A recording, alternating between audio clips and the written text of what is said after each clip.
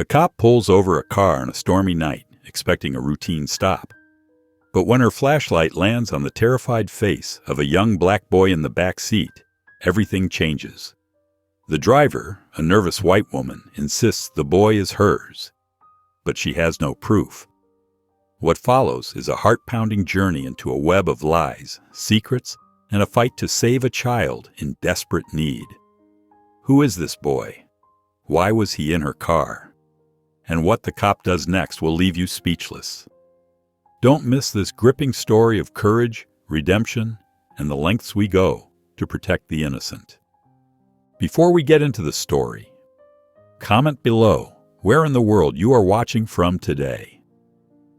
The windshield wipers squeaked rhythmically against Grace Bennett's patrol car window, fighting a losing battle against the heavy rain. Her experienced hands gripped the steering wheel firmly as she navigated the dark, winding highway outside of town. After 20 years on the force, she'd learned to trust her instincts, and tonight they were screaming at her that something wasn't right. Lightning flashed across the sky, illuminating the empty road ahead for a brief moment. Grace leaned forward slightly, squinting through the rain-streaked windshield. The red taillights of another vehicle appeared through the curtain of rain, weaving slightly on the wet asphalt. "Come on, steady now," Grace muttered to herself, watching the car's erratic movement. The sedan drifted toward the yellow line, then jerked back into its lane. Grace's fingers tightened on the wheel as she closed the distance between them, her headlights now clearly revealing the car's unstable path. With a deep breath, she reached for the controls and flipped on her lights and siren.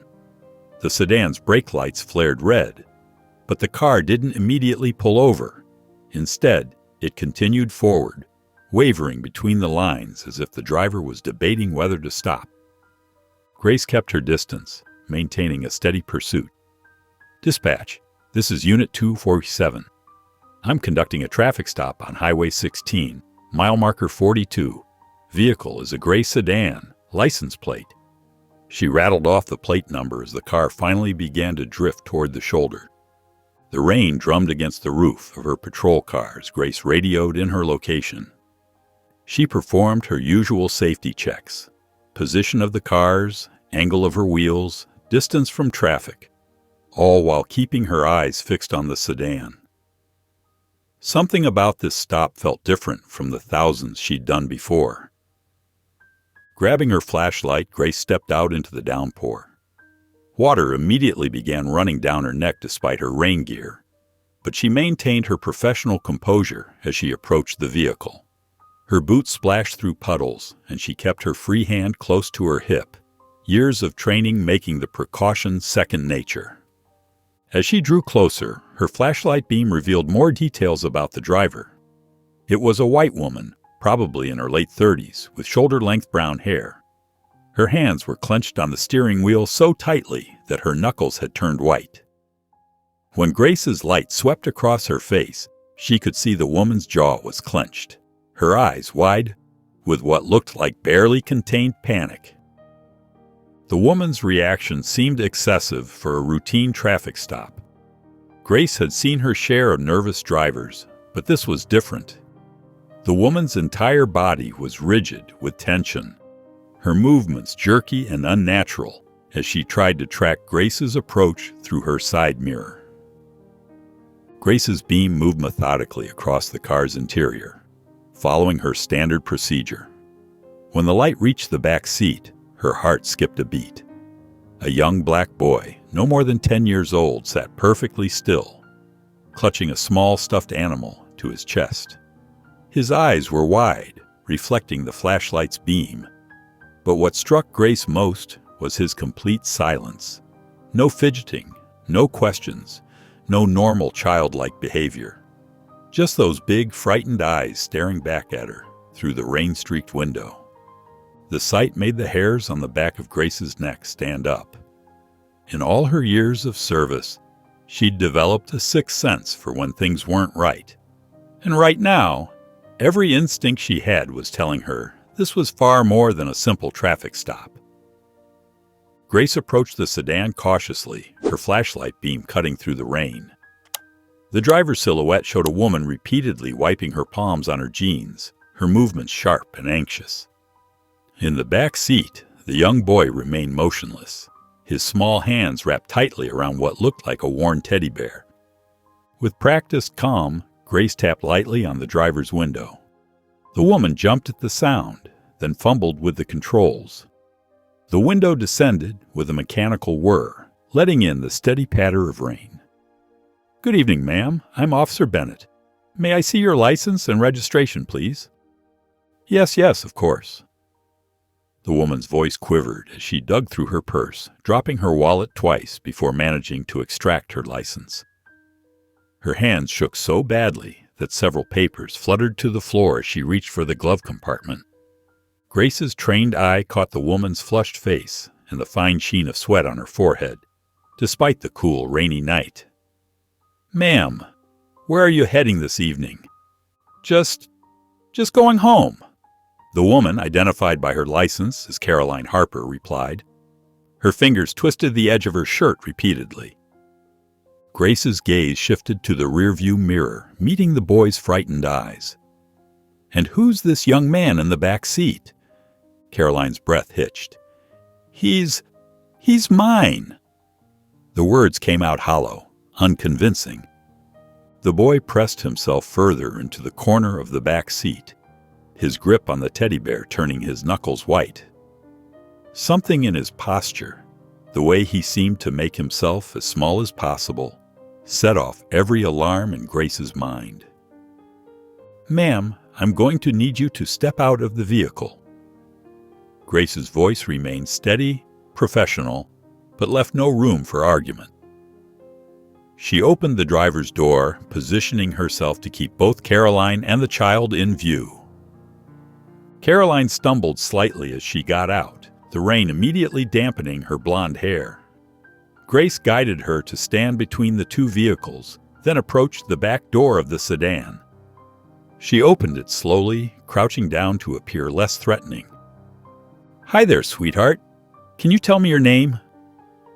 Grace kept her voice soft, gentle, but the boy only shrank further away, his eyes wide with fear. Returning to Caroline, Grace's expression hardened. "Do you have any documentation showing custody of this child?" I... Caroline, stammering, confirmed what Grace had already suspected. With swift efficiency, Grace secured Caroline in handcuffs, reciting her rights as she guided her to the patrol car. Once Caroline was secured in the back seat, Grace returned to the boy, rain soaking through her uniform. "Hey there," she said softly, crouching by the open car door again. "We're going to move you to my car where it's safe and dry, okay? You can bring your teddy bear with you." She held out her hand, not touching him, letting him make the choice to move. The boy clutched his teddy bear tighter, but didn't resist as Grace carefully helped him out of the sedan and into the front seat of her patrol car, making sure he was securely buckled in. The fluorescent lights of the police station buzzed overhead as Grace led Caroline through the quiet hallway. Her colleague, Officer Martinez, had already settled Jamie in a corner of the break room with a thick blanket wrapped around his small shoulders. The boy's eyes remained fixed on the floor, his stuffed animal pressed against his chest. "Right this way, Ms. Harper," Grace said firmly, guiding Caroline into the interrogation room. The woman's mascara had run down her cheeks, leaving dark trails that spoke of hours of crying. After securing Caroline, Grace returned to check on Jamie.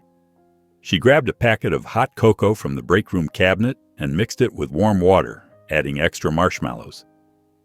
Approaching him slowly, she set the mug on the table nearby. "Would you like some hot chocolate, Jamie?" Grace kept her voice soft, gentle. The boy's eyes flickered to the steaming mug, but quickly returned to the floor. His fingers tightened around his stuffed animal. Grace crouched down to his eye level, maintaining a careful distance. "Can you tell me how old you are, Jamie?" No response, just a slight flinch that made Grace's heart ache. As he shifted in his seat, the sleeve of his oversized sweater rode up, revealing angry purple marks circling his small wrist. Grace fought to keep her expression neutral, but her stomach churned. Back in the interrogation room, Caroline had dissolved into tears. Her shoulders shook as she pressed her hands against her face. "He's not safe," she choked out between sobs. "I couldn't leave him there. You don't understand what they're doing to him." Grace leaned forward slightly. "Help me understand, Caroline. What's happening to Jamie?" Caroline just shook her head, her words dissolving into more tears. Grace felt the weight of conflicting emotions.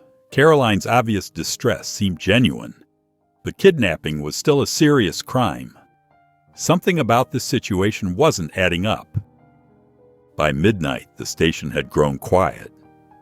Jamie had finally succumbed to exhaustion on the break room couch, his small body curled protectively around his stuffed animal. Grace sat in a chair nearby, watching his chest rise and fall with each breath. The bruises on his wrists told a story she wasn't sure she was ready to hear. Grace arrived early at the station, her mind still occupied with Jamie's haunting silence from the night before. The morning light filtered weakly through the blinds as she settled at her desk, pulling up the foster care database on her computer. Jamie's file was surprisingly thin, just a few pages of basic information and cursory check-ins. "This can't be right," she muttered, scrolling through the sparse documentation.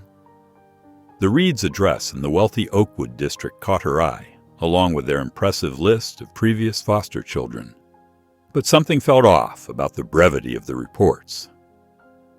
Down the hall, Caroline Harper sat slumped in the interrogation room chair.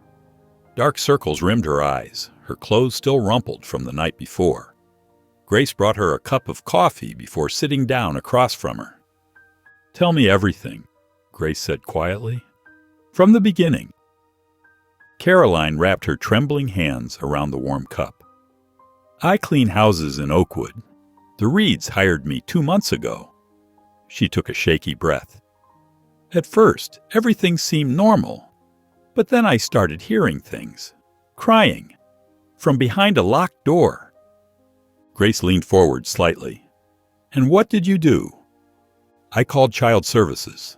Caroline's voice cracked. "Twice. They said they'd look into it, but nothing changed. Yesterday, Mrs. Reed had a doctor's appointment. I found the key and—" She pressed her hand to her mouth, fighting back tears. "He was in that tiny closet, curled up on the floor. No food, no water. Just that stuffed animal." "Why didn't you go to the police directly?" "The Reeds," Caroline whispered. "Everyone knows them. They donate to the police foundation, host charity galas. Mrs. Reed is on the hospital board. I tried telling people before, but no one would listen." Grace thought of Jamie's flinching, the bruises on his wrists. Her jaw tightened as she pulled up the Reeds' address again. Living in their sprawling Tudor home in Oakwood, they portrayed themselves as pillars of the community. Generous philanthropists opening their hearts and home to foster children. But now Grace wondered what secrets that pristine facade might be hiding. She gathered her keys and badge, preparing to pay the Reeds a visit. The growing knot in her stomach told her this case was far from simple.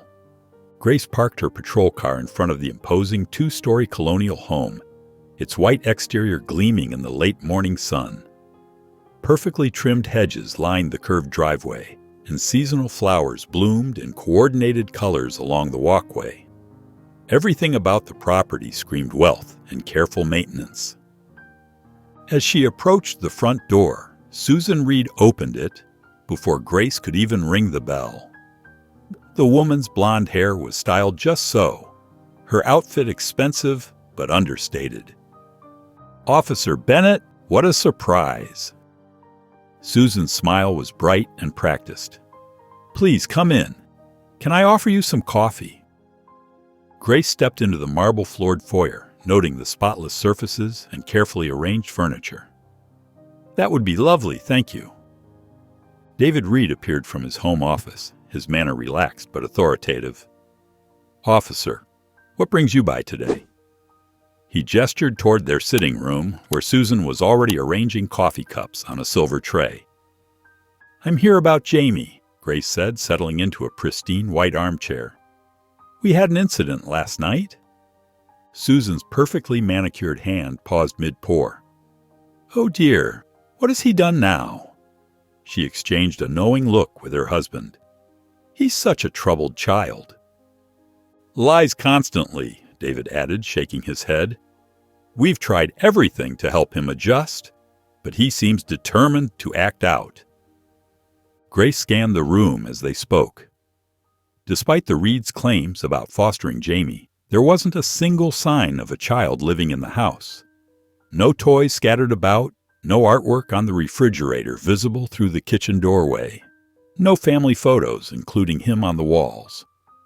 "It's been quite challenging," Susan continued, her voice dripping with rehearsed concern.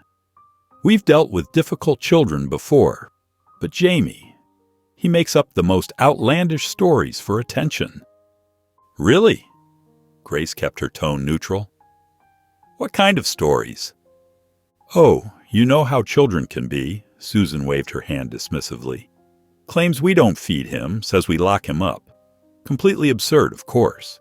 We've documented everything with social services." David nodded solemnly. "We understand these children come from troubled backgrounds. We only want to help." The house felt more like a museum than a home, Grace thought, especially one where a 6-year-old supposedly lived. Everything was too perfect, too arranged, too sterile. Later, as Grace drove away from the gated community, the Reeds' practiced performance left her deeply unsettled. Their pristine home felt like a stage set, and their rehearsed explanations rang hollow in her ears. The children's shelter was a modest building with cheerful murals painted on its walls, trying its best to feel welcoming despite its institutional nature. Grace walked through the quiet hallway, a small gift bag swinging gently in her hand. Her footsteps echoed against the linoleum floor as a staff member led her to the play area. Jamie sat alone in the corner, his small frame hunched over a blank piece of paper. His worn stuffed elephant, gray from years of love, remained clutched tightly under one arm. He didn't look up when Grace entered. "Hey there, Jamie," Grace said softly, settling down on the floor near him, but not too close. "I brought something for you." Jamie's eyes flickered briefly toward her before returning to his paper. His fingers tightened around his stuffed animal. "It's okay if you don't want to talk," Grace continued, keeping her voice gentle and steady. "I just thought you might like a friend for your elephant." She pulled out a soft, plush giraffe from the gift bag and placed it halfway between them. The boy's eyes darted to the toy, then back to his paper. Grace noticed how his shoulders remained tense, his body coiled like a spring ready to flee. She recognized that posture. She'd seen it countless times in victims of abuse. "You know, Jamie, this is a safe place," she said, gesturing around the room. "The people here, their only job is to make sure you're okay. No one can hurt you here." Jamie's crayon stopped moving across the paper. His breathing quickened slightly. "I promise you're protected here," Grace continued, her heart aching at his obvious fear. "I'm going to make sure of that." The silence stretched between them, broken only by the distant sounds of other children in the building. Then so quietly, Grace almost missed it, Jamie whispered, "Don't let them take me back." His voice was rough from disuse, but the words carried a weight that hit Grace like a physical blow. She watched as a tear rolled down his cheek and splashed onto his drawing. "Jamie," she said, fighting to keep her voice steady, "look at me, please." Slowly, he raised his eyes to meet hers. The pain and fear she saw there made her throat tight. "I won't let anyone hurt you again," she promised. "You're very brave for telling me that. Can you be brave again and tell me more?" But Jamie had retreated back into silence, his gaze dropping once more to his paper. Still, something had shifted. He reached out with one small hand and pulled the plush giraffe closer, tucking it beside his elephant. Grace stayed with him a while longer, her presence quiet and reassuring. When it was time to leave, she stood slowly, her knees protesting from sitting on the hard floor. "I'll come back tomorrow, okay?" Jamie didn't respond, but she noticed he was holding both stuffed animals now, the old and the new, like twin shields against the world. Back at the station, Grace sat at her desk, pulling up everything she could find about the Reeds on her computer. Jamie's whispered plea echoed in her mind, strengthening her resolve. She began methodically searching through their history, determined to uncover what they were hiding. Grace sat across from Caroline in the Stark interrogation room, a manila folder open between them. The fluorescent lights cast harsh shadows on Caroline's tired face. Her eyes were red-rimmed from crying, but there was a determined set to her jaw. "If there's more to this, I need to know now," Grace said firmly, her voice steady and professional. She watched Caroline's hands fidget with a paper cup of cold coffee. Caroline drew in a shaky breath. "I worked for them 3 years ago. I was their nanny." She paused, swallowing hard. At first, everything seemed perfect. The house, their reputation, the way they talked about helping children. Grace leaned forward slightly, her pen poised over her notepad. What changed? Little things at first. The way they'd lock Jamie in his room for hours if he made the smallest mistake. The bruises I started noticing. Caroline's voice cracked. They said he was clumsy, that he hurt himself playing. But I saw Susan grab him once, so hard it left marks. Tears welled in Caroline's eyes. I tried to document everything. I took pictures, kept notes. But when I went to social services, they wouldn't listen. The Reeds had donations plastered all over that building.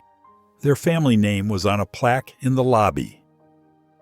Grace kept her expression neutral, though her stomach churned. What happened then? They fired me, said I was making trouble, trying to extort them. Caroline's hands trembled as she wiped her eyes. But I kept watching. I drive by sometimes just to check. Last week, I saw Jamie through a window. He was locked in that tiny closet under the stairs. I could see him crying, banging on the door. Her voice grew stronger, anger replacing fear. They don't love those kids. They use them. For money, for status. They're monsters behind closed doors. The foster care payments, the tax benefits, the praise they get from their rich friends for being so charitable. She spat the last word like it was poison. Grace closed her folder slowly, her mind already racing through next steps. At her desk minutes later, she began organizing Caroline's testimony, drawing connections to the bruises she'd noticed on Jamie. The Reeds' perfectly curated image was starting to crack, but she knew she'd need more than one witness's word to break through their wall of influence. She pulled out a fresh legal pad and began listing potential leads. Caroline's testimony was just the beginning, but it was a start. Grace sat in her unmarked car, positioned strategically behind a row of meticulously trimmed hedges. The late afternoon sun cast long shadows across the Reeds' pristine lawn. She adjusted her binoculars, focusing on the steady stream of well-dressed visitors entering the house. Susan Reed stood at the door, the perfect hostess in her cream-colored dress and pearls. Her smile never wavered as she welcomed each guest. Grace recognized several faces, the district attorney, 2 city council members, and the head of the local children's services department. Quite the influential crowd, Grace muttered, jotting notes in her worn leather notebook. Through the large bay windows, she could see Susan gesturing animatedly, likely discussing her latest charitable endeavor. The other women nodded appreciatively, completely taken in by her performance. As dusk approached, the charity meeting dispersed. Grace checked her watch. 7:30 p.m. Just then, a plain white van pulled up to the house. Two men in dark clothing quickly unloaded several unmarked boxes, carrying them through the side entrance. Susan appeared briefly, speaking in hushed tones, before handing over what looked like an envelope. Grace's police instincts tingled. This was the third such delivery she'd observed this week, always after dark, always through the side door. She documented the van's license plate, though she suspected it would lead nowhere useful. The night grew darker, and Grace remained vigilant. Around 8:45 p.m., David Reed's luxury sedan pulled into the driveway. He emerged carrying a briefcase and disappeared inside. 20 minutes later, both David and Susan left in separate vehicles. Grace started her car, maintaining a safe distance as she followed them to the outskirts of town. They turned into a storage facility, using an electronic keycard to access a private area hidden from the main road. After 15 minutes, they departed separately. Now, at 9:00 p.m., Grace sat in her car near the neighborhood entrance, reviewing her notes from the evening. The pattern was clear. The Reeds maintained a carefully orchestrated public image while conducting suspicious activities behind closed doors. The storage facility visit added another piece to the puzzle, but she needed more concrete evidence to challenge their powerful connections. She circled several entries in her notebook: the unmarked deliveries, the private meetings with officials, and the late-night storage facility visits. Something wasn't right, and Grace was determined to find out what the Reeds were hiding. The midnight air hung heavy with moisture as Grace's patrol car idled in the darkest corner of the storage facility's parking lot. Her headlights were off, and only the faint glow from the facility's security lights illuminated the rows of identical metal units. Her heart pounded as she spotted the Reeds' luxury SUV gliding silently into the lot. David Reed emerged first, his expensive loafers crunching on the gravel. Susan followed, her designer outfit looking oddly out of place in this industrial setting. Grace watched through her binoculars as they moved with practiced efficiency, unloading large black duffel bags from their vehicle. 1, 2, 3, Grace counted under her breath, documenting each bag they carried to their unit. Their movements were precise, almost rehearsed, as if they'd done this many times before. After 20 minutes, the Reeds departed, leaving the facility as quiet as a tomb. Grace waited another hour, making sure no other visitors would interrupt her investigation. Her palms were sweaty as she approached Unit 247, her lock-picking tools concealed in her jacket pocket. "This better be worth risking my badge," she whispered, working carefully on the padlock. With a soft click, it opened. Grace took a deep breath and lifted the rolling door just enough to slip inside. Her flashlight beam revealed rows of cardboard boxes, neatly labeled and stacked. Children's clothing sorted by size and season. Toys still in their original packaging. Medical supplies, bandages, antiseptics, prescription bottles. Her stomach churned as she photographed everything. In the corner, a metal filing cabinet caught her attention. The top drawer contained a black leather-bound ledger. Grace's hands trembled as she flipped through the pages, her flashlight illuminating column after column of numbers. Foster care subsidies, insurance payments, donations from unnamed sources, all meticulously documented. "They're running this like a business," Grace muttered, photographing each damning page. The amounts were staggering, far exceeding normal foster care compensation. Notes in the margins referenced different children by initials, tracking their profitability. By 4 a.m., Grace sat at her desk in the empty police station, her evidence spread before her. Her coffee had gone cold hours ago as she organized her photos and drafted her report. The weight of what she'd discovered pressed heavily on her shoulders, but her determination remained unshaken. These children deserved justice, and she would make sure they got it. Grace stood in Captain Reynolds' office, her evidence spread across his desk. Photos from the storage unit showed stacks of children's belongings, while copies of the ledger revealed suspicious financial patterns. The afternoon sun cast long shadows through the blinds as she waited for her superior's response. "This is troubling, Bennett," Captain Reynolds said, shuffling through the papers with obvious discomfort. "But you obtained this evidence without a warrant. We can't use any of it." "Sir, these documents prove the Reeds are exploiting foster children for profit," Grace insisted, her voice steady despite her frustration. "Jamie's just their latest victim." Reynolds rubbed his temples. "The Reeds chair 3 different charity boards. David plays golf with the mayor. We need rock-solid evidence that'll hold up in court."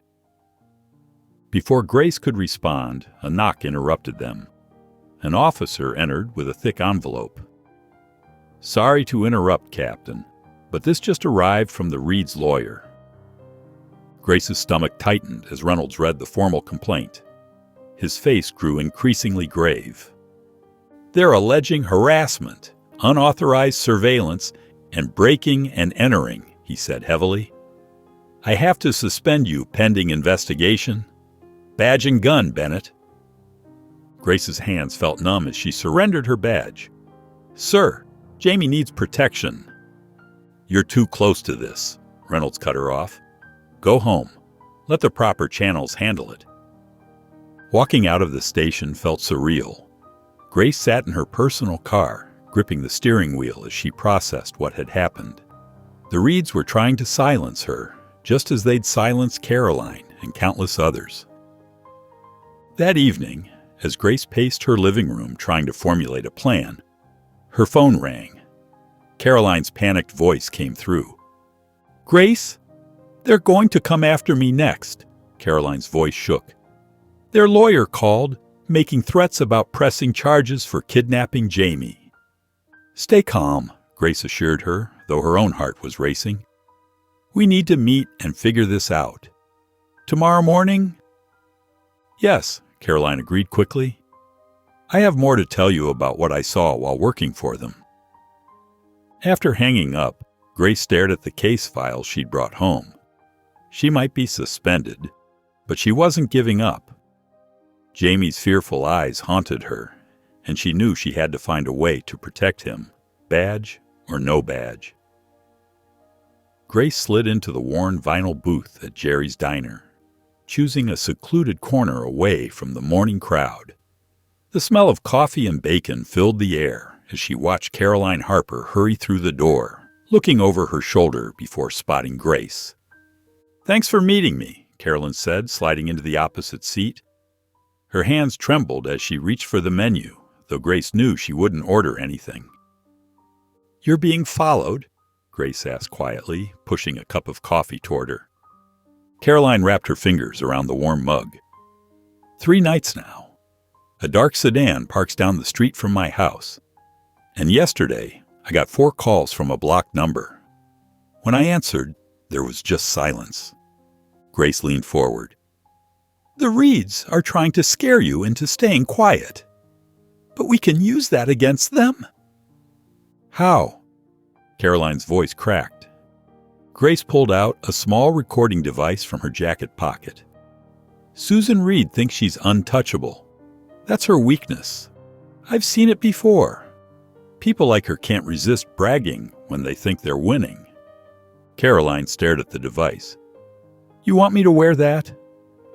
"Meet her somewhere public, that coffee shop she loves on Main Street. Act scared, let her think she's got the upper hand. People like Susan love to gloat." "What if she searches me?"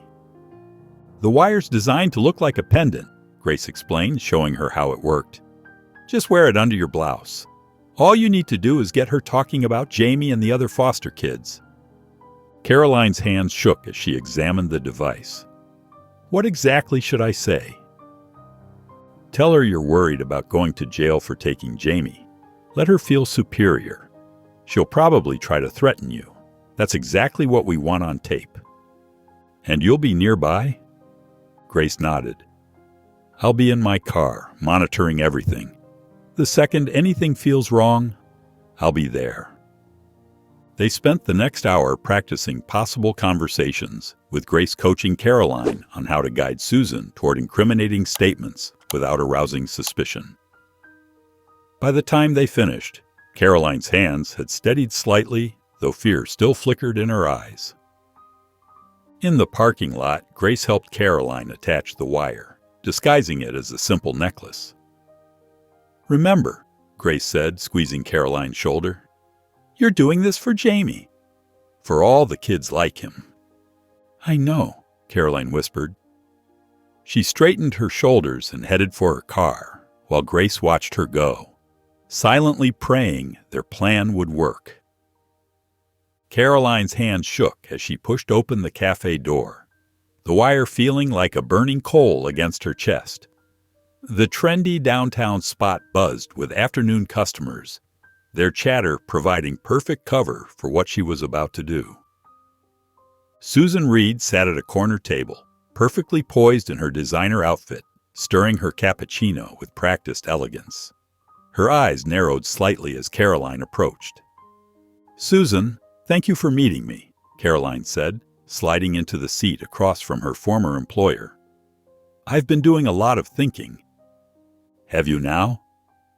Susan's tone was cool, calculating. Caroline forced her voice to sound small, contrite.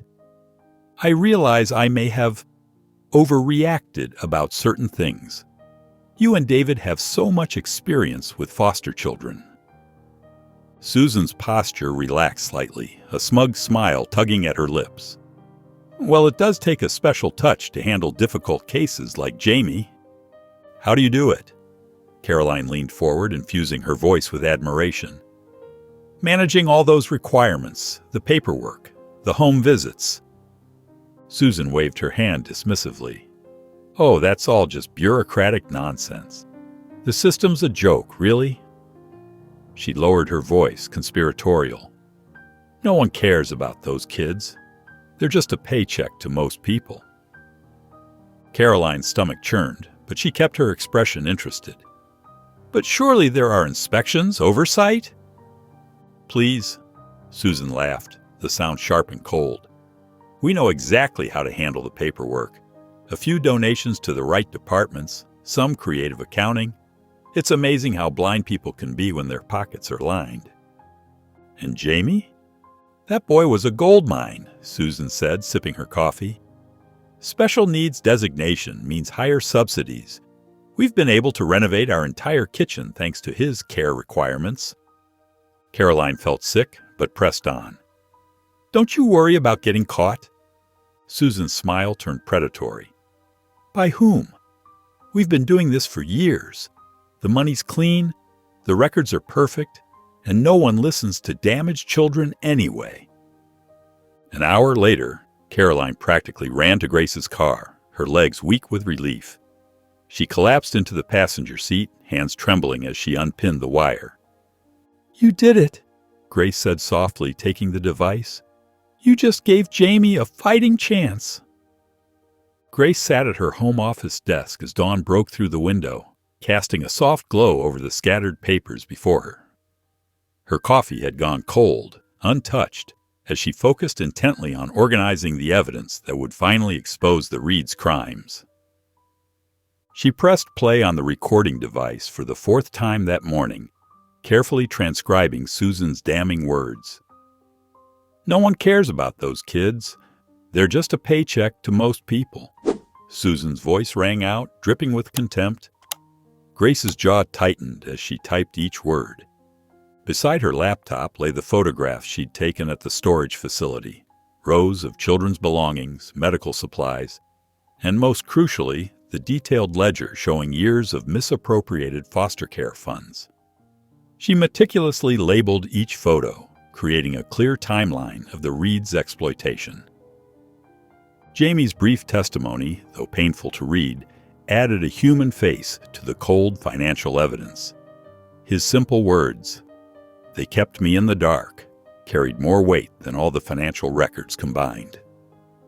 Grace carefully added Caroline's sworn statement, describing years of witnessed abuse and neglect.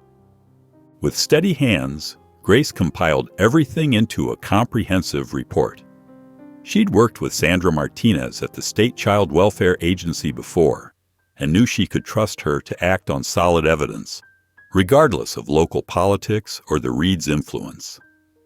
Sandra, Grace wrote in her email, this requires immediate attention. The evidence suggests systematic abuse of multiple foster children for financial gain.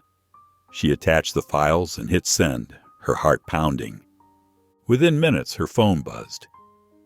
Received everything, Sandra's message read. Launching full investigation immediately. Good work, Grace. Relief flooded through her body as she drove to the shelter later that morning. She found Jamie sitting quietly in the corner, drawing with new crayons the staff had given him. Grace knelt beside him, careful to give him space. Jamie, she said softly, we're going to make sure you're safe. The boy looked up from his drawing, and for the first time since she'd met him, his lips curved into a small, tentative smile. The sun had barely crept over the horizon when police vehicles silently surrounded the Reeds' pristine colonial home. Grace stood near her patrol car, watching as SWAT team members took their positions. The morning dew still clung to the perfectly manicured lawn, and birds chirped peacefully, unaware of the storm about to break. At precisely 6 a.m., the quiet morning exploded into action. Police! Search warrant! Echoed through the neighborhood as officers breached the front door. Grace followed behind the initial team, her heart pounding, but her steps steady. Inside, chaos erupted. David Reed appeared at the top of the stairs in his silk pajamas, his usual composure cracking as he demanded to see the warrant. "This is outrageous," he shouted, his face reddening. "Do you know who I am?" Susan Reed burst out of the master bedroom, her designer nightgown askew and her carefully maintained appearance in disarray. Her eyes locked onto Grace, and pure hatred twisted her features. "You!" she screamed, pointing a manicured finger. "You vindictive nobody! How dare you come into my home?" Child welfare agents methodically moved through the house, opening drawers and filing cabinets. In David's home office, they discovered a false bottom in his desk drawer, filled with forged documents and financial records. Each paper told a story of exploitation and greed. "Look at this," one agent called out, holding up a thick folder. "Records of at least 12 other foster children. All the paperwork's been altered." Susan's composure completely shattered as officers approached with handcuffs. "You can't do this to me," she shrieked, trying to pull away. "I'm Susan Reed. I serve on the hospital board. I chair 3 charity committees." David attempted to maintain dignity as he was cuffed, but his hands shook. "Our lawyers will destroy you for this," he threatened, but his voice wavered. Grace watched silently as the Reeds were led out to separate patrol cars. Susan continued screaming accusations and threats, her voice echoing across the perfectly landscaped yard. David stared straight ahead, his jaw clenched tightly. At the station, Grace observed through the two-way mirror as the Reeds were processed. Susan's mascara had run down her cheeks, leaving black streaks on her face. David sat rigidly in his chair, refusing to speak without his lawyer present. Their fingerprints were taken, their designer clothes exchanged for orange jumpsuits, their lives of privilege crumbling around them.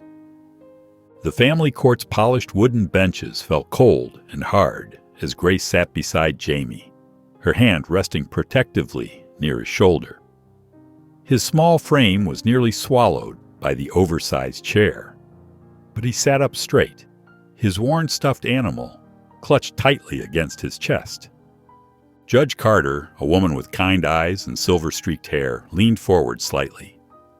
"Jamie," she said in a gentle voice, "can you tell us what happened when you lived with Mr. and Mrs. Reed?" Jamie's fingers dug deeper into his stuffed animal. His voice came out barely above a whisper.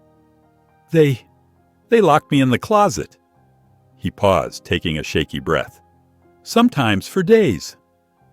Grace felt her heart clench as Jamie continued, his words coming slowly but steadily. I was hungry all the time. They said I had to earn my food. His voice trembled, but I never knew how. The courtroom fell silent, the weight of his words hanging heavy in the air. Even the court reporter's fingers had stilled on her keyboard for a moment. Why didn't you tell anyone before? Judge Carter asked softly. Jamie's eyes dropped to the floor. No one ever believed me before, he whispered. Then, unexpectedly, he lifted his head and looked directly at Grace. But she did. She saved me. Grace blinked back tears as Jamie's small hand found hers. Officer Bennett listened, he continued, his voice growing slightly stronger. She didn't think I was lying. She made the bad things stop. Outside the courthouse, under a bright afternoon sun, Grace knelt down to Jamie's level. She wrapped her arms around him in a gentle hug, feeling his small frame relax against her. You're free now, she whispered into his ear. Jamie's arms tightened around her neck as he whispered back, Thank you. Grace stepped into the police station, the familiar buzz of activity washing over her.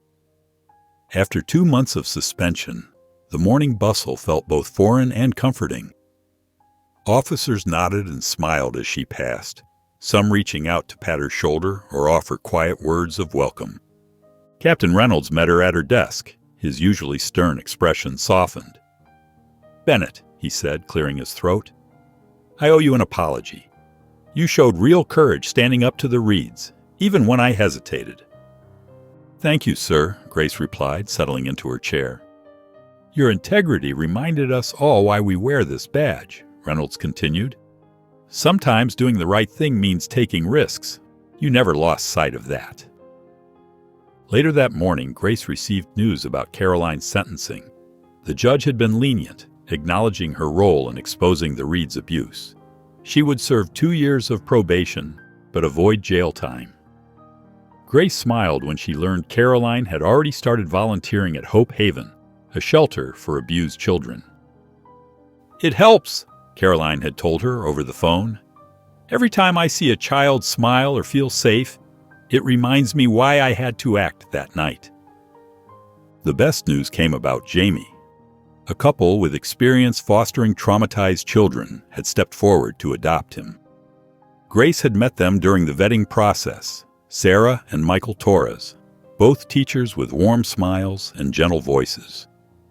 They had already helped Jamie set up his own room, filling it with books, art supplies, and a proper bed.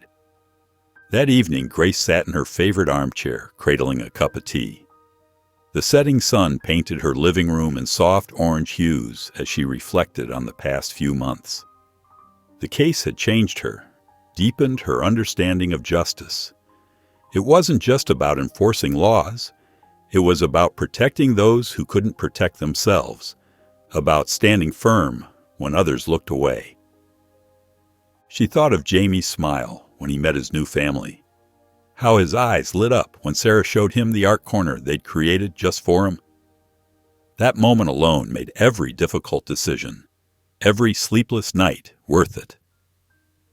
Grace pulled up to Jamie's new home, a cheerful 2-story house with a well-tended garden.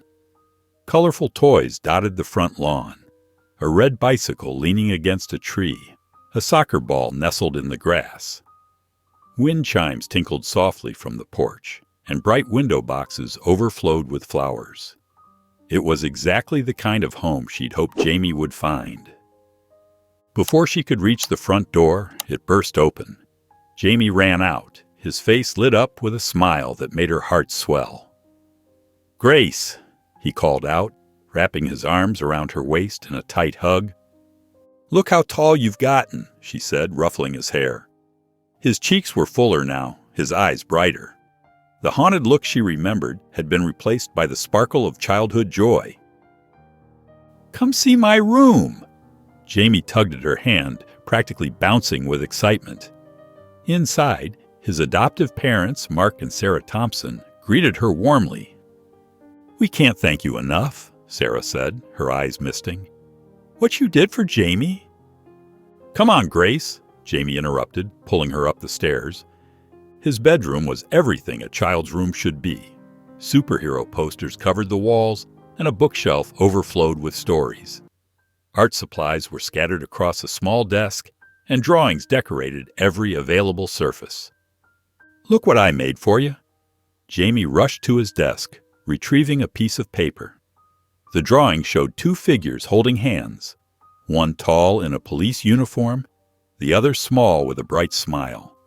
Above them, in careful letters, he'd written, "My hero." Grace felt tears prick at her eyes. "Jamie, this is beautiful." "It's us," he explained proudly. "When you saved me." Mark appeared in the doorway. "He worked on that all week. Wanted it to be perfect for your visit." Later, as the afternoon sun warmed the front yard, Grace prepared to leave. Jamie hugged her again, holding on tight. "You're stronger than you know," she told him softly. He looked up at her with clear, trusting eyes. "Because of you," he replied. In that moment, seeing the confident, happy child before her, Grace knew every risk had been worth it. Jamie was safe, loved, and finally home. Grace sat at her desk, surrounded by stacks of case files documenting the Reeds' years of abuse and exploitation. Each page revealed another missed opportunity, another warning sign overlooked. Her coffee had gone cold, forgotten as she immersed herself in the disturbing pattern of negligence. "Bennett," Captain Reynolds' voice drew her attention. He stood in her doorway, his expression thoughtful. "How are you holding up?" "Just trying to make sense of it all, sir," she replied, gesturing to the files. "So many red flags. So many chances to stop this sooner." Reynolds pulled up a chair, his usual bureaucratic caution replaced by genuine concern. "The system failed these kids. We all did in some way." "The Reeds knew exactly how to work the system," Grace said, holding up a document. "They targeted the most vulnerable children, the ones least likely to be believed. And we let them get away with it for years." A knock at the door interrupted them. Officer Chen poked his head in. "Sorry to disturb you, but there are 3 more reporters in the lobby. They're pretty insistent about getting interviews." Grace shook her head firmly. "Tell them what we've been telling everyone. No interviews. This isn't about me." After Chen left, Reynolds nodded approvingly. "You know, your work on this case, it's opened a lot of eyes around here. We're already discussing new protocols for handling foster care complaints, mandatory follow-ups on all abuse allegations, regardless of the foster parent's status." "It's a start," Grace said, closing one of the files. "But there's so much more that needs to change." "And it will," Reynolds assured her. "Sometimes it takes one person willing to stand up, to show others what's possible." Grace gathered her things, needing some air to clear her head. She drove to a small park near the shelter, finding a quiet bench away from the playground where children laughed and played. Watching their carefree movements, she felt the weight of responsibility settle more firmly on her shoulders. These children deserved protection, all of them, and she was more determined than ever to fight for those who couldn't fight for themselves. Grace pushed open the heavy glass doors of the community center, greeted by the gentle hum of activity inside. Sunlight streamed through tall windows, illuminating rows of neatly organized clothing racks and donation boxes. She spotted Caroline immediately, methodically sorting through a pile of children's winter coats. "Those will make a big difference when winter hits," Grace said softly, not wanting to startle her. Caroline looked up, a genuine smile spreading across her face. "Grace, I didn't expect to see you today." She folded the coat she was holding and placed it carefully in a box marked size 6'8". "Thought I'd check in, see how you're settling into your new role," Grace replied, noting how Caroline's nervous energy had transformed into purposeful movement. "It helps," Caroline said, gesturing to the donations around her. "Being here, doing something meaningful, it's healing." She paused, then added in a quieter voice, I never told you why Jamie's situation hit me so hard. Grace pulled up a folding chair, sensing Caroline needed to share something important. Caroline sat across from her, hands clasped in her lap. I was in foster care, too, Caroline revealed, her voice steady despite the weight of her words. From ages 8 to 16. Some homes were okay, others. She shook her head. When I saw Jamie locked in that closet, I saw myself. I couldn't just walk away. That explains a lot, Grace said gently, about why you took such a risk to help him. I know what I did wasn't legal, Caroline admitted, but when I tried reporting it properly, nobody listened. Just like nobody listened when I was a kid. Your heart was in the right place, Grace assured her. Sometimes doing the right thing isn't the same as doing things right. But your courage gave us the opening we needed to save Jamie. Caroline wiped away a tear. Thank you for believing me, for believing in me. I want to keep helping kids like Jamie, but do it the right way this time. Through the center's windows, Grace watched as a young family approached the entrance. Caroline stood up, straightening her volunteer badge. That's the Martinez family, she explained. They lost everything in a house fire last month. Grace observed as Caroline greeted the family with warmth and dignity, leading them to the clothing section with genuine care. The mother's tense shoulders relaxed as Caroline spoke with her, and the children's faces brightened when Caroline showed them a box of newly donated toys. Grace stepped into the bustling courthouse, her polished shoes clicking against the marble floor. Camera flashes erupted as reporters jostled for position, their voices creating a constant buzz of excitement.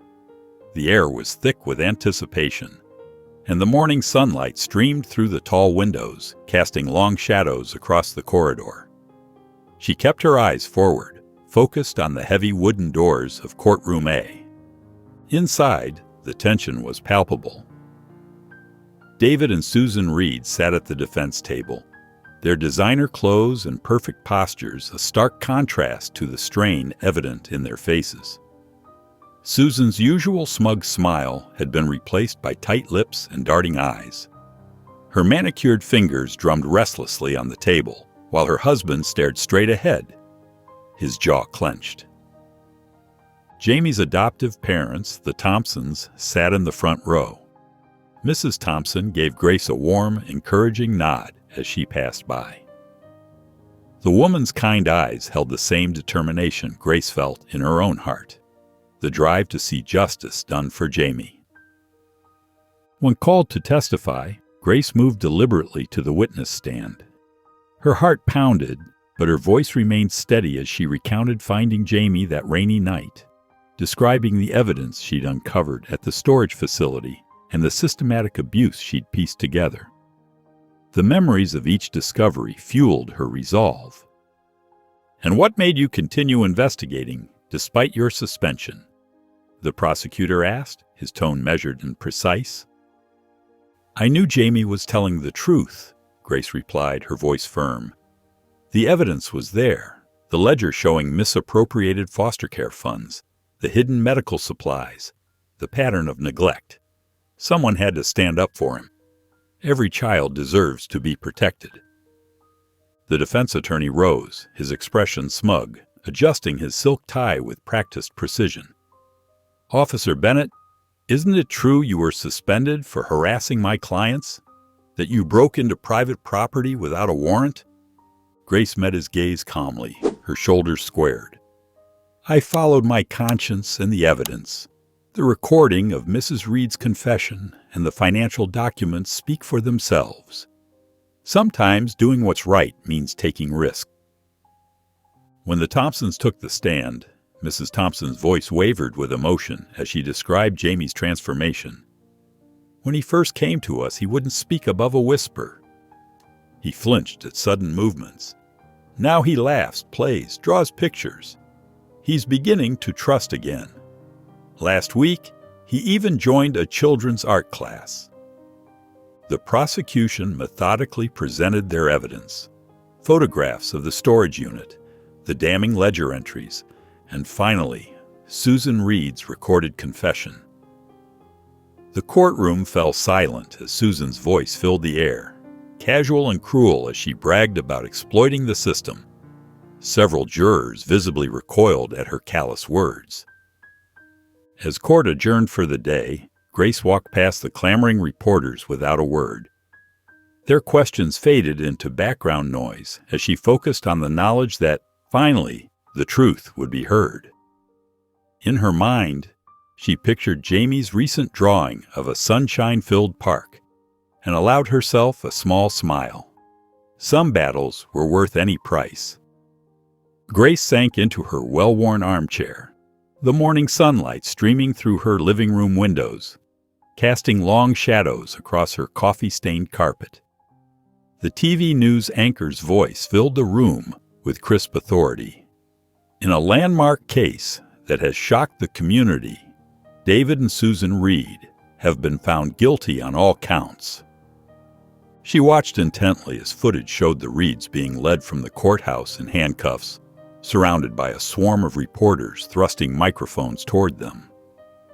Susan's perfectly maintained facade had finally cracked, her mascara streaking down her face in dark rivulets, her designer outfit now wrinkled and disheveled. David's shoulders slumped in defeat, his usual arrogant expression replaced by hollow-eyed resignation. The couple faces 20 years in prison for charges including child abuse, fraud, and obstruction of justice, the reporter continued, standing on the courthouse steps. This case has sparked a statewide investigation into foster care oversight, with Governor Wilson calling for immediate reforms. Grace rubbed her tired eyes, feeling the weight of the past months lift slightly from her shoulders. Her coffee sat untouched on the side table, growing cold. The sight of the Reeds in custody brought relief, but also stirred up frustration that burned in her chest. How many other children had suffered while people looked the other way? How many other wealthy couples were gaming the system, treating vulnerable kids like profitable commodities? The mail slot clicked and clattered, interrupting her thoughts. Among the usual bills and advertisements was a cream-colored envelope, slightly bent at the corners. Grace recognized the return address, Jamie's new home, and her heart quickened as she carefully tore it open. Inside, she found a handwritten letter on pale blue stationery. Dear Officer Bennett, we can never thank you enough for what you did for Jamie. He's flourishing here, making friends at his new school, and even starting art classes. His teacher says he has natural talent. The nightmares are becoming less frequent, and yesterday we heard him laugh for the first time. A real, genuine laugh that lit up the whole room and made us all join in. Enclosed is a photo we thought you'd like to have. You gave Jamie his life back, and we'll be forever grateful. With deepest thanks, the Thompsons. Grace's vision blurred as she studied the photograph, her fingers trembling slightly against the glossy paper. Jamie stood between his adoptive parents in their sun-dappled backyard, wearing a bright yellow t-shirt and the biggest smile she'd ever seen on his face. His old stuffed animal was tucked securely under one arm, but his posture was relaxed, confident, so different from the terrified boy she'd first encountered on that rainy night, huddled in the corner of the Reeds' basement. She walked to her desk and carefully placed the photo in a simple silver frame, adjusting it until the angle was just right. Looking at Jamie's smiling face, she felt a renewed sense of purpose surge through her veins. The system might be broken, but as long as there were people willing to stand up and fight, there was hope for change. Sometimes, she thought, that's all it takes. One person refusing to look away. Grace stood at the front of the training room, her hands steady as she arranged her notes on the podium. 30 pairs of eyes focused on her, veteran officers and rookies alike, all eager to learn from the case that had made headlines across the state. Trust your instincts, she began, her voice clear and confident. That night in the rain, something felt off. If I'd ignored that feeling, Jamie might still be suffering in silence. She clicked through photographs on the screen behind her. The Reeds' pristine house, their perfectly manicured lawn, their charity event photos. "This is what we were meant to see," she explained. The facade they built was impressive. Wealthy, respected members of the community, generous donors, pillars of their church. Her next slide showed Jamie's initial intake photo, a terrified boy clutching a worn stuffed animal. Several officers shifted uncomfortably in their seats. But underneath that perfect surface was a house of horrors, Grace continued. Money and influence shouldn't blind us to red flags. Every child deserves our full attention and protection, regardless of who their guardians might be. Questions began flowing from her colleagues. How had she handled the pressure from her superiors? What signs should they watch for in similar cases? How could they better navigate the bureaucratic maze of child services? Grace answered each query thoughtfully, drawing from her experience. Document everything, she advised. Build relationships with child welfare workers who share your concerns. And most importantly, listen to the children. Really listen, even when they're not speaking. Officer Rodriguez, a veteran of 20 years, raised his hand. "I had a case last year," he admitted. "Something felt wrong, but the family was well connected. I let myself be convinced to drop it." He paused, his face troubled. "It won't happen again." Similar murmurs of agreement rippled through the room. Grace saw determination replacing uncertainty in her colleagues' expressions. These weren't just cops looking to check off a training requirement. They were genuinely engaged, taking notes, sharing experiences. As the session wrapped up, Captain Reynolds approached the podium. "Officer Bennett's case has led to department-wide changes in how we handle suspected abuse," he announced. "New protocols are being implemented, and additional training will be mandatory for all officers." Walking to her car afterward, Grace felt a surge of hope. Change wouldn't happen overnight, but each officer in that room now understood the stakes more clearly. They'd seen firsthand how one person's determination could break through layers of protection and privilege to save a child's life. Grace stepped into the bustling elementary school hallway, where colorful artwork lined the walls like a vibrant tapestry. The squeaking of sneakers on polished floors mingled with the excited chatter as parents and teachers gathered for the student art showcase. Her heart warmed when she spotted Jamie standing proudly next to his painting, his adoptive parents beaming beside him. The transformation in his posture alone, shoulders back, head high, spoke volumes about his recovery.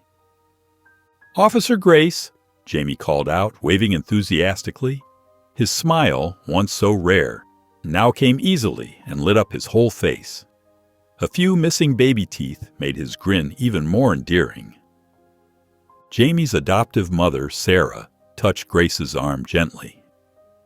"He's been talking about showing you his artwork all week," she whispered, her eyes sparkling with pride. "He's doing so well in school now. His teachers can't believe the change in him. Last week, he even volunteered to read aloud in class." "Look what I made." Jamie grabbed Grace's hand and pulled her toward his display, practically bouncing with excitement. The painting showed a police officer, clearly meant to be Grace, holding hands with a small figure. Behind them stood a house with sunny windows and flowers in the garden. The colors were bright and hopeful, and butterflies danced across the blue sky he'd painted. "It's about when you helped me," Jamie explained, his voice steady and clear. "See? You're keeping me safe and taking me to my new home. And those are the flowers we planted together, remember?" Grace felt her throat tighten with emotion. "It's beautiful, Jamie. You're very talented. I love how you captured all the details." "He's really flourishing in art class," Jamie's adoptive father, Mike, added, resting a gentle hand on his son's shoulder. "But it's not just that. His grades are improving. He's making friends. He even joined the soccer team. Coach says he's got natural talent." Sarah nodded, her eyes glistening. "The nightmares are less frequent now. He's learning to trust again, to be a child again.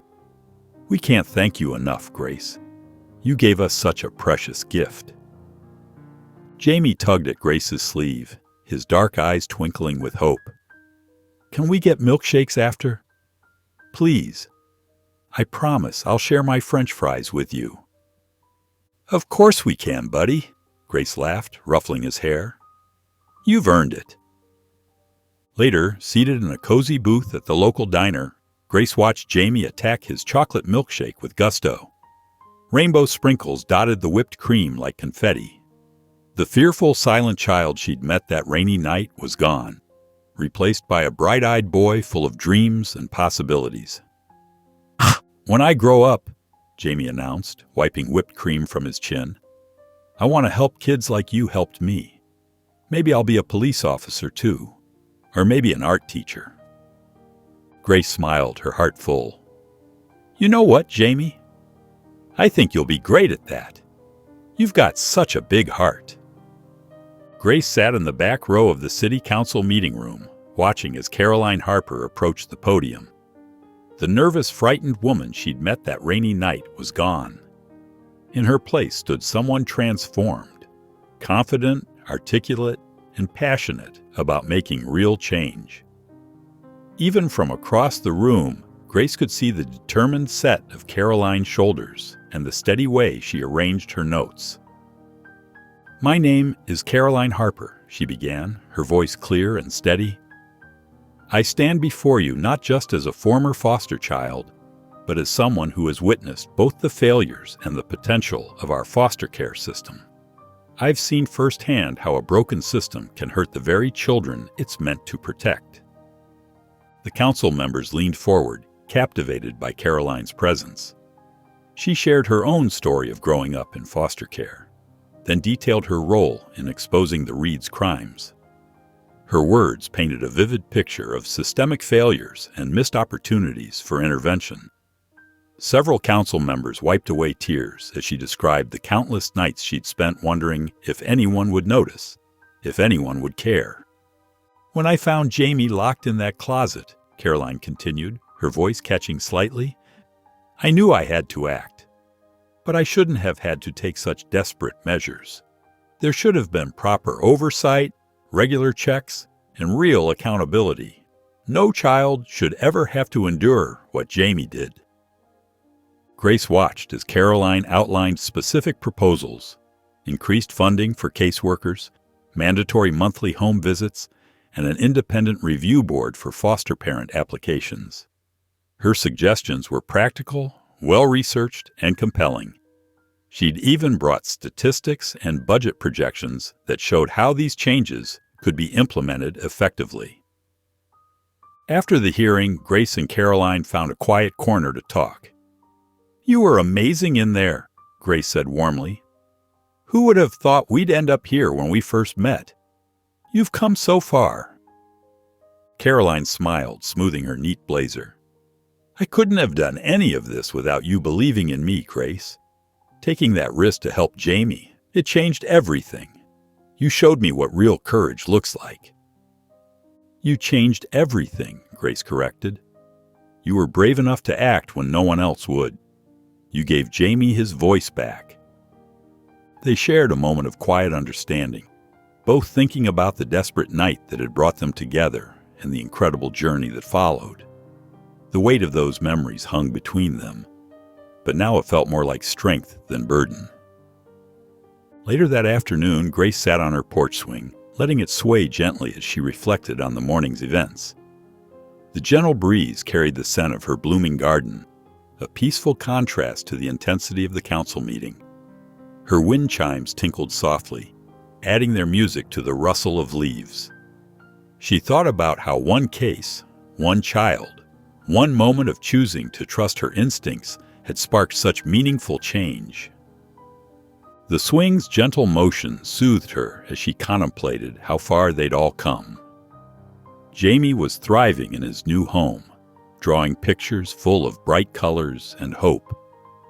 Caroline had found her voice as an advocate, turning her pain into purpose, and real changes were finally being made to protect vulnerable children. Sometimes, Grace realized, the biggest changes started with the smallest acts of courage. Grace sat at her kitchen table, steam rising from her coffee mug as morning light filtered through the cream-colored curtains. The envelope in her hands bore Jamie's familiar, careful handwriting, each letter formed with the deliberate precision of a child, determined to get everything just right. She smiled, remembering how far he'd come from the frightened boy who wouldn't speak. Opening the letter carefully, making sure not to tear the edges he'd so meticulously sealed, she began to read. Dear Officer Grace, I wanted to tell you something exciting. I won first place in the school art competition. My drawing was of a police officer holding a child's hand, just like you did for me. My art teacher said it showed real emotion. I told her it was based on a true story. She gave me a special blue ribbon and everything. Things are really good here. Mom and Dad, it feels nice to call them that now, took me to the beach last weekend. I wasn't scared of the waves at all. They said you'd be proud of how brave I've become. I even went swimming in the deep part where the water went up to my shoulders. Grace felt warmth spread through her chest as she continued reading about Jamie's adventures and achievements.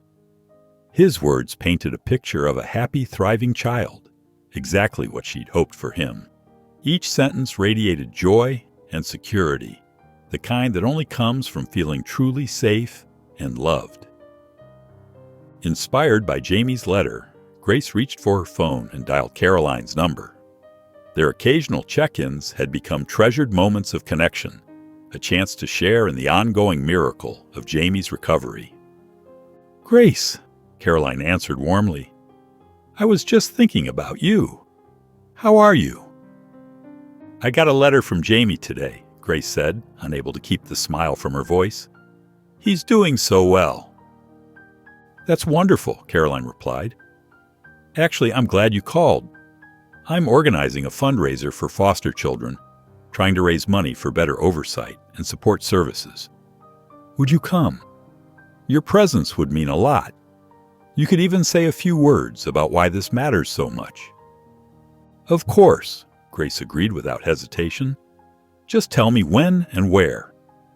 You know I'll do anything to help prevent what happened to Jamie from happening to another child. After hanging up, Grace tucked Jamie's letter into her pocket and headed to the nearby park. Walking along the tree-lined path, she felt the weight of the letter against her heart, a reminder of why every difficult moment had been worth it. A young mother passed by, holding her child's hand, and Grace smiled at the echo of Jamie's drawing. The morning air was crisp and clear, matching her sense of renewed purpose. Each step felt lighter, knowing that somewhere, a young boy was drawing pictures of hope instead of hiding in fear. His transformation wasn't just his victory. It was proof that with enough love and determination, even the deepest wounds could heal. The community event hall buzzed with electric energy as Grace stepped inside. Strings of warm white lights hung in graceful loops from the ceiling, and carefully arranged poster boards displayed sobering statistics about foster care alongside vibrant children's artwork. Caroline had transformed the stark municipal space into something both professionally polished and warmly welcoming, with round tables draped in cream-colored linens and centered with small potted succulents. Grace watched Caroline work the room with practiced ease, moving confidently between guests in her crisp navy blue blazer. She was a far cry from the trembling, uncertain woman Grace had pulled over that stormy night months ago. Now she commanded attention effortlessly, speaking passionately to donors and community leaders about the urgent need for foster care reform, her hands gesturing expressively as she made her points. And now, Caroline's voice carried across the crowded room through the microphone, her tone warm and engaging, I'd like to introduce someone very special. Without her incredible courage and unwavering dedication, I wouldn't be standing here today. Please welcome Officer Grace Bennett, a truly relentless advocate for children. The crowd's enthusiastic applause washed over Grace as she made her way to the wooden podium, her steps measured and deliberate. She hadn't prepared a formal speech, but the words flowed naturally as she shared Jamie's story, her heart guiding every sentence. Sometimes doing the right thing means taking risks, Grace said, her voice steady and clear as it carried across the attentive room. But every child deserves someone willing to fight for them, no matter the cost. Jamie taught me that one person can make a difference, but together we can create real, lasting change. After her speech, Grace found herself surrounded by well-wishers and passionate advocates eager to share their own powerful stories. A teenage girl with determined eyes told her about surviving an abusive foster home. A retired teacher with silver hair described spotting troubling signs of neglect in her students over the years. Each emotional conversation reinforced the vital importance of their work. As the evening wound down, Grace stepped outside for some fresh air, the cool night breeze a welcome relief. Caroline joined her moments later, both of them leaning against the building's rough brick wall, their shoulders barely touching. "Look at what you've built here," Grace said warmly, gesturing to the brightly lit hall behind them. "It's incredible." "Me?" Caroline smiled, shaking her head slightly. "You're the one who gave me a second chance that night. I was so terrified, but you saw past my panicked actions to my true intentions." "We all need someone to believe in us," Grace replied softly. "Just like Jamie needed us to believe in him." They stood in comfortable silence, watching the first bright stars emerge in the darkening velvet sky. The gentle sounds of the fundraiser drifted through the propped open doors. Genuine laughter, animated conversation, the delicate clink of glasses, a hopeful symphony of determination and possibility. "We're really doing this," Carolyn said softly, wonder in her voice. "We're actually making things better." Grace nodded, feeling the profound weight and promise of their shared mission settle in her chest. "One child at a time," she replied. "That's how real change happens."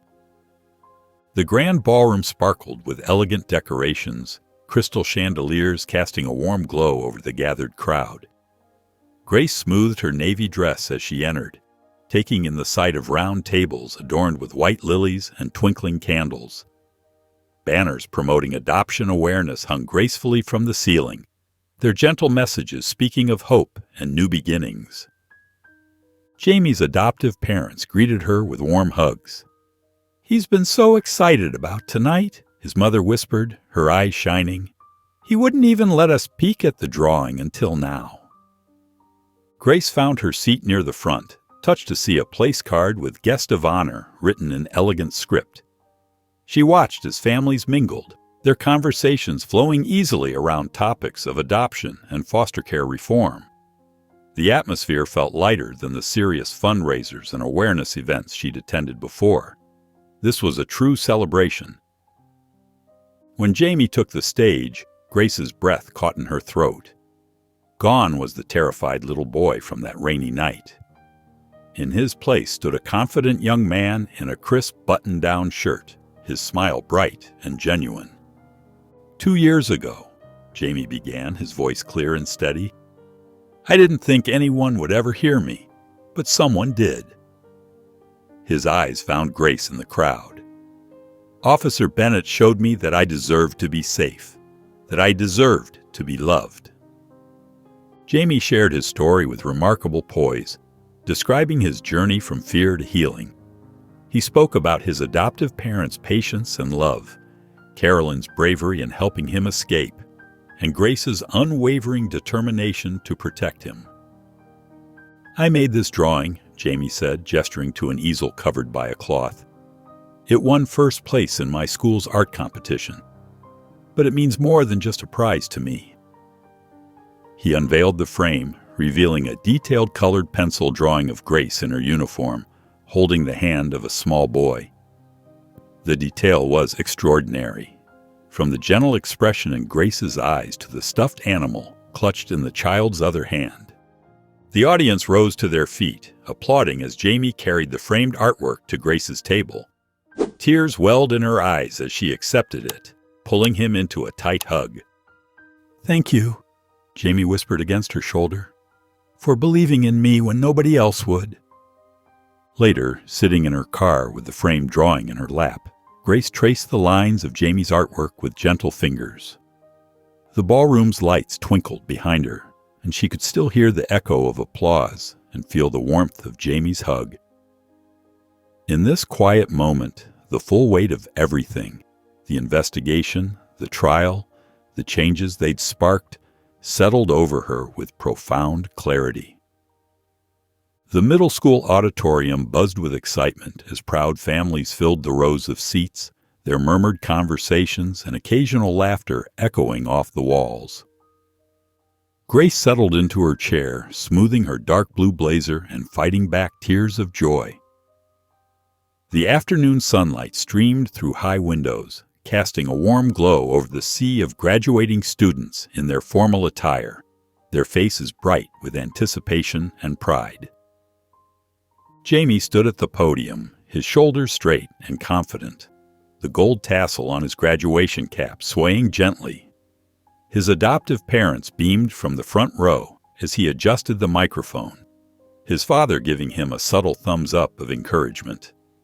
The nervous 13-year-old who once couldn't meet anyone's eyes was gone, replaced by a poised young man with a bright smile and unwavering gaze. 5 years ago, Jamie began, his voice clear and steady, carrying to every corner of the packed auditorium. I didn't believe I had a future worth fighting for, but someone showed me that I mattered. His eyes found Grace in the crowd, and his smile grew warmer. She taught me that courage isn't about being fearless. It's about standing up for what's right, even when you're scared, even when it feels impossible. Grace felt her throat tighten as Jamie continued, describing how the support of his adoptive parents and the people who believed in him had transformed his life. The audience sat rapt, many wiping away tears as he spoke about hope and second chances, his words touching hearts and inspiring minds throughout the room. After the ceremony, Jamie proudly introduced Grace to a group of his friends, their graduation gowns rustling as they gathered around. "This is Officer Bennett," he announced with a wide smile, practically bouncing with excitement. "She's my hero." The teenagers gathered around, clearly impressed by Jamie's story and Grace's presence, pelting her with eager questions about her work. "Jamie's been telling us how he wants to volunteer at the shelter," one friend chimed in, adjusting her glasses. "He says he wants to help kids like him.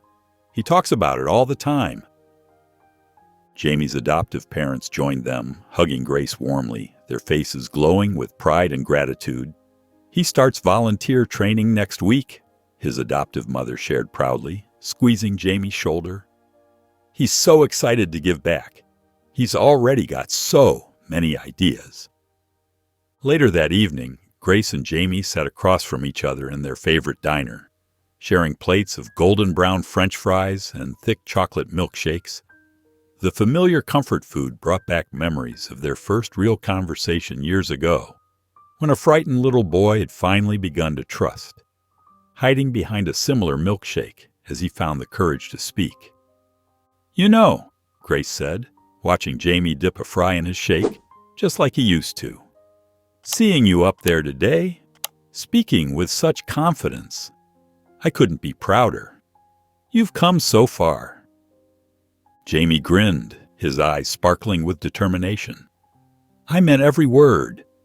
I want to help other kids find their voice, like you helped me find mine. There are so many who need someone to believe in them." Grace leaned forward, her eyes serious but warm, filled with maternal pride. "You're going to change the world, kid. You already have." Grace sat at her desk, sifting through a stack of case files in the morning light. The familiar hum of the police station surrounded her. Phones ringing, officers chatting, keyboards clicking, the occasional squeak of chair wheels across the linoleum floor.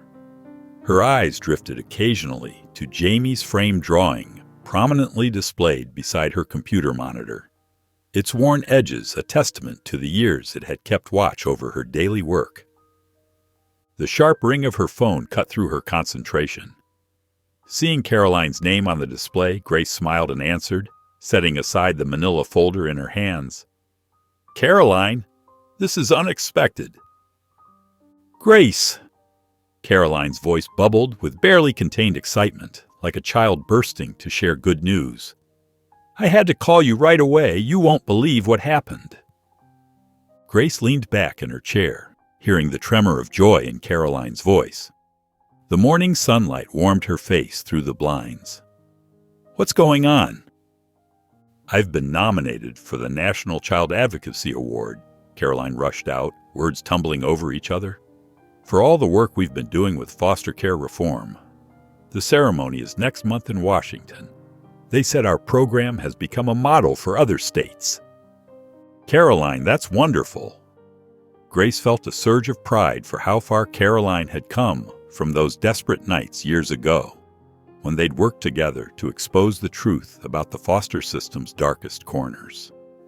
"But here's the thing," Caroline continued, her tone growing softer, more intimate. "I wouldn't be here if it weren't for you, Grace.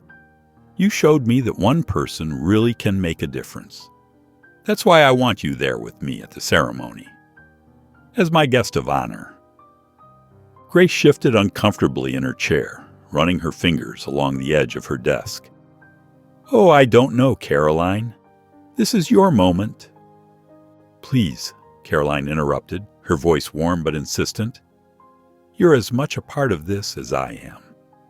Everything we've accomplished started with you believing in Jamie, believing in me. You have to be there. We're changing lives because you weren't afraid to take that first step." Grace's eyes settled on Jamie's drawing, the simple but powerful image of a police officer holding a child's hand, colored in careful crayon strokes. The memory of that terrified little boy on that rainy night flooded back, along with the weight of all they'd discovered afterward. "All right," Grace agreed softly, touching the frame's glass. "I'll be there." "Thank you." Caroline's voice cracked slightly with emotion. "This means everything. We're really doing it, Grace. We're fixing what was broken." After hanging up, Grace sat quietly at her desk, overwhelmed by how much had changed. Her gaze lingered on Jamie's drawing, and she felt profound gratitude for the twisted path that had led them all here. To healing, to purpose, to hope. Sometimes the hardest cases brought the most meaningful rewards. Grace stepped into the grand conference center, immediately struck by the elegant chandeliers and polished marble floors. The buzz of conversation filled the vast space as politicians, activists, and journalists mingled in their formal attire. She tugged self-consciously at her navy blue dress, feeling somewhat out of place among the crowd. "Grace, you made it." Caroline's voice cut through her uncertainty. Looking radiant in a burgundy evening gown, Caroline rushed over to embrace her. "I'm so glad you're here.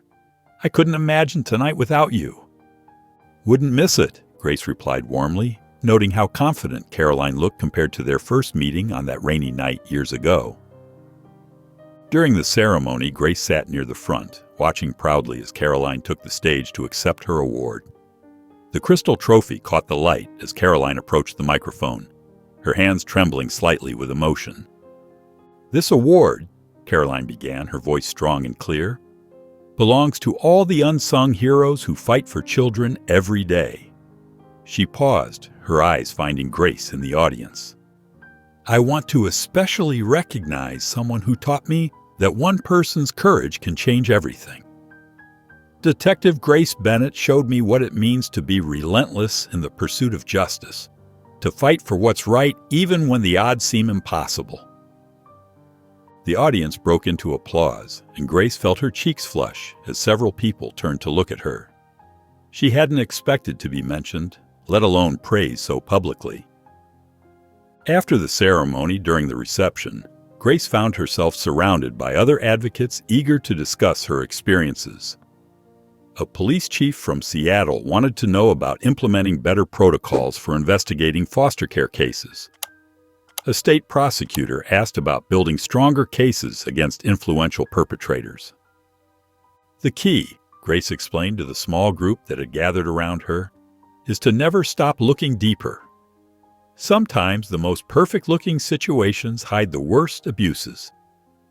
As midnight approached, Grace sat in her hotel room, gazing out at the glittering city skyline. The awards ceremony program lay on the bedside table, and she could still hear the echo of Caroline's words in her mind.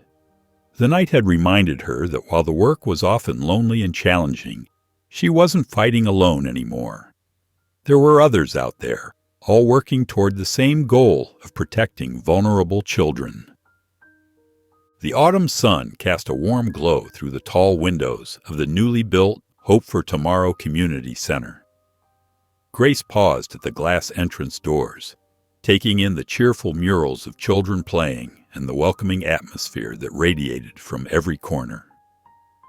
The spacious lobby buzzed with excitement as donors, community leaders, and families gathered for the grand opening, their animated conversations filling the air with promise. Jamie, now a tall and confident college student, moved easily through the crowd, stopping occasionally to shake hands and exchange warm greetings. His warm smile and engaging manner showed no trace of the frightened boy Grace had met a decade ago. When he spotted her across the room, his face lit up with genuine joy. "Grace!" He hurried over to embrace her, wrapping her in a tight hug that spoke volumes. "I was worried you might get caught up at work. There's been so much going on at the precinct lately." "Wouldn't miss this for anything," she replied, stepping back to admire how professional he looked in his perfectly tailored dark blue suit and crisp white shirt. Caroline joined them, elegant in a cream-colored blazer and matching slacks. "This place is amazing," she said, gesturing to the bright, open spaces with their modern furnishings and inspirational artwork. "And it's all because of what started that night on the highway. Who could have known where it would lead?" As Jamie took the podium, adjusting the microphone with steady hands, Grace felt her chest tighten with emotion. His voice rang clear and strong through the room, commanding attention without effort. 10 years ago, I was a scared little boy trapped in a system that had failed me," Jamie began, his words resonating with quiet authority. "But two incredible women refused to look the other way. Detective Grace Bennett trusted her instincts and risked everything to save me. Caroline Harper showed immense courage in standing up for what was right, even when it meant facing difficult truths." He paused, his eyes finding Grace in the crowd, a moment of silent acknowledgement passing between them. "This center is named after my birth mother, but it exists because of the mother figures who stepped in when I needed them most. Today, as I study social work in college, I carry their legacy forward. This center will be a sanctuary for foster children and families, offering the support and resources I wish I'd had during those dark times." Grace wiped away tears as Jamie outlined the center's comprehensive services: counseling, tutoring, legal advocacy, and family support programs. His passion and determination filled every word, painting a vision of hope for countless children still struggling in the system. Later, as Grace prepared to leave, Jamie walked her to her car in the newly paved parking lot. He hugged her tightly, his voice thick with emotion. "You didn't just save me," he said, pulling back to meet her eyes. "You gave me a future, and now we're going to give that same chance to others." Grace drove away, her heart full to bursting, knowing the ripple effect of her actions that night had created a lasting legacy of hope that would touch generations to come.